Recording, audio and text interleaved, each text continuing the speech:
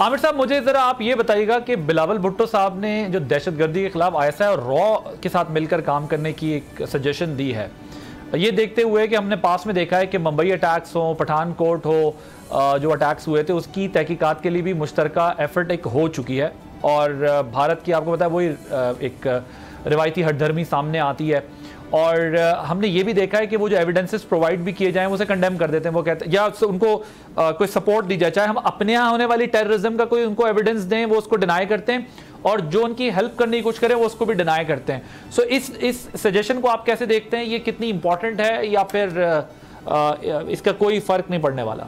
कोई रीसेट होगा इंडिया के साथ इस सारी सूरत हाल में, आपको लगता है?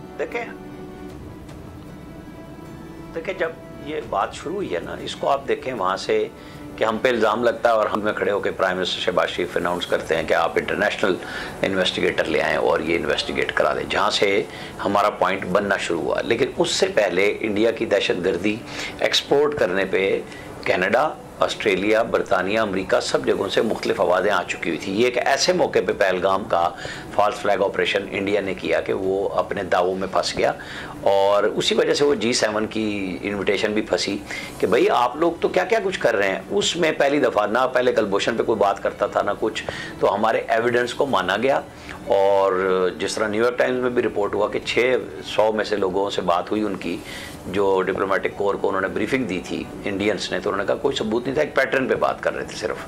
तो अब जब नई सिचुएशन बनी तो पाकिस्तान ने ये ऑफ़र की, दुनिया ने उसको ओके किया और उन ममालिक ने भी ओके किया जो बहुत ज़्यादा हमदर्द थे इंडिया के। फिर जंग शुरू हुई।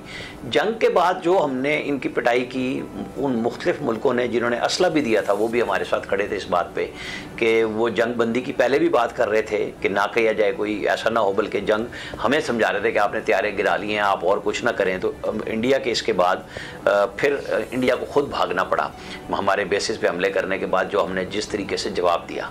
ऐसे में जब हम यहाँ पहुँचे हैं, जो आपका सवाल है कि जो ISI और रॉ वाली बात है, तो पाकिस्तान तो डिप्लोमेटिक फ्रंट पे अल्हम्दुलिल्लाह बड़े ही अरसे के बाद बहुत अच्छे अंदाज में चल रहा है। बिलावल भुट्टो उसको लीड कर रहे हैं और वो गवर्नमेंट का डेलीगेशन है जिसमें सीनियर सिफारतकार भी हैं, वज़ीर ख़ारजा भी हैं साबिक, और वो पाकिस्तान की एक अच्छी नुमाइंदगी हो रही है वहाँ पे। ये ऑफ़र कर देना भी काफ़ी है, दुनिया समझती है, क्योंकि हमने UN में खड़े होकर ये ऑफ़र किया है और UN के P5 लोगों से भी हम मिल रहे हैं, बाकी लोगों से भी मिल रहे हैं। हम 3 कमेटियों के बड़ी अहम कमेटियां हैं जिनके हम मेंबर, वाइस चेयरमैन बन रहे हैं, सरबराह बन रहे हैं।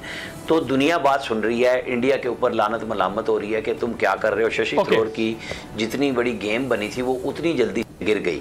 तो मेरे ख्याल में ISI और जो रॉ का पाकिस्तान ने कहा है कि आप करें, अब इंडिया फंसेगा क्योंकि दोनों तरफ अजीत दोल हैं या हमारे NSA हैं, तो इन लोगों ने ही बात करनी है जब आगे आगे होनी है, चाहे वो तीसरे गैर जानिबदार मुल्क में ही हो। ठीक है, बिल्कुल सही। आप समझते हैं ये सजेशन बिल्कुल ठीक दी है और इंडिया फंसेगा हमारी इस डिप्लोमेटिक एफर्ट से। सब्सक्राइब करें और बेल दबाएं ताकि कोई खबर रह न जाए।